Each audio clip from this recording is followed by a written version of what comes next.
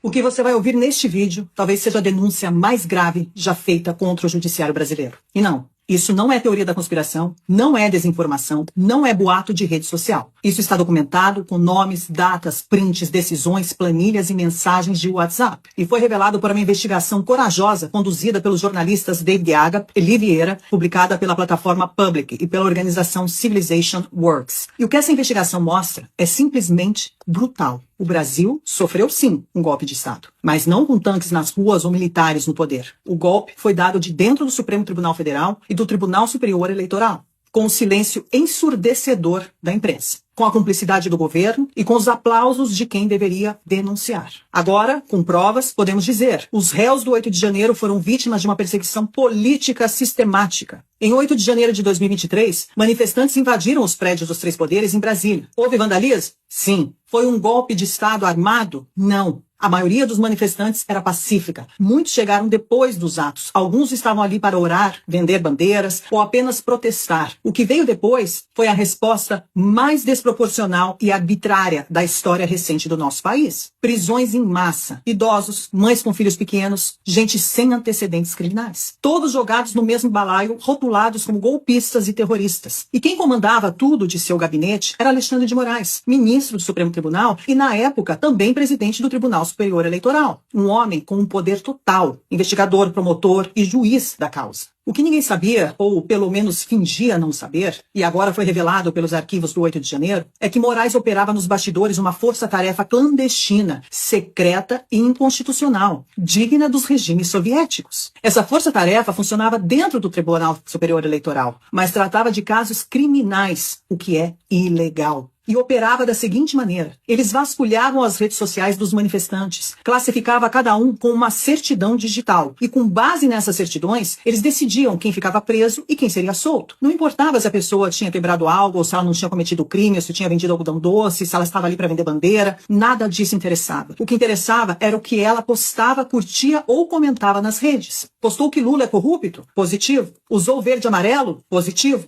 Compartilhou memes sobre as urnas eletrônicas? Positivo. Se a sua certidão era positiva, você continuava preso e ponto.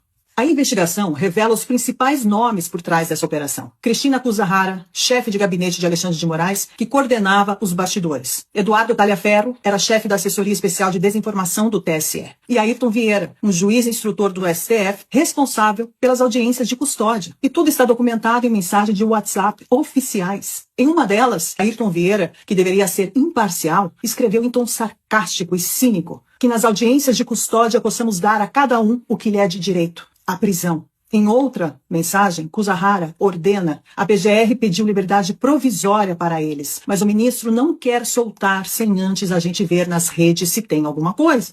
Ou seja, as prisões estavam sendo mantidas de forma ilegal, enquanto a equipe de Moraes, ou melhor, a Gestapo de Moraes, vasculhavam as redes sociais dos presos. Um dos casos mais absurdos é de um vendedor ambulante, Ademir Domingos Pinto da Silva. Foi preso mesmo sem ter participado da invasão. Ele estava lá só para vender bandeiras e foi classificado como positivo por tweets de 2018 criticando Lula e o PT. Ele passou 4 meses na prisão e agora ele usa tornozeleira eletrônica. Uma mulher foi classificada como positiva por compartilhar uma petição com 0 visualizações. A pastora Marisa Lobo, de São Paulo, foi condenada a 17 anos de prisão por ter ido rezar em Brasília. A aposentada Vildete da Silva Guardia, de 74 anos, foi presa por engano.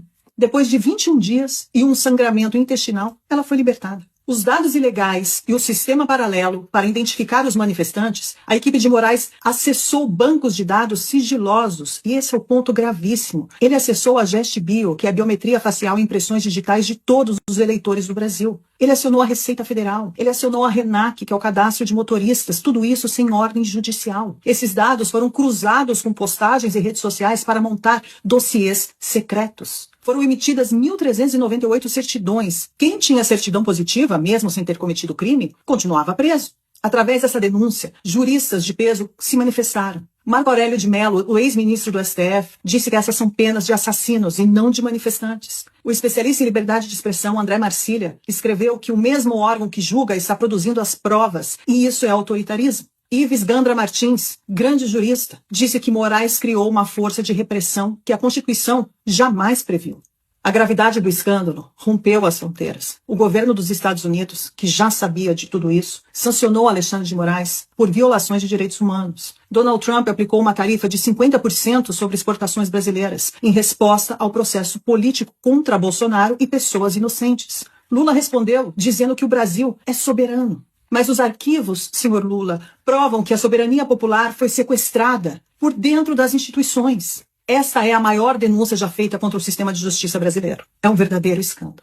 As revelações contidas nos arquivos do 8 de janeiro não são apenas constrangedoras, devastadoras, elas são criminosas. Pela primeira vez, temos provas documentais com nomes, datas, ordens internas de que o Supremo Tribunal Federal e o Tribunal Superior Eleitoral operaram como braços de um projeto de poder e não como garantidores da Constituição. Alexandre de Moraes, mesmo sancionado pelo governo dos Estados Unidos sob a Lei Magnitsky por violar direitos humanos de cidadãos brasileiros, segue exercendo suas funções como se nada tivesse acontecido. Não pediu afastamento, não foi investigado, não se explicou à nação. Pelo contrário, ele respondeu às denúncias com ainda mais autoritarismo. No dia seguinte, as manifestações massivas que tomaram as ruas do Brasil em dezenas de cidades, denunciando a escalada da censura, da repressão e do arbítrio judicial, Moraes decretou prisão domiciliar contra Jair Bolsonaro, sem novo fato, sem crime em flagrante, sem justificativa que se sustente à luz do direito. A reação imediata de um togado acuado não foi argumentar com provas, foi calar com tornozeleiras eletrônicas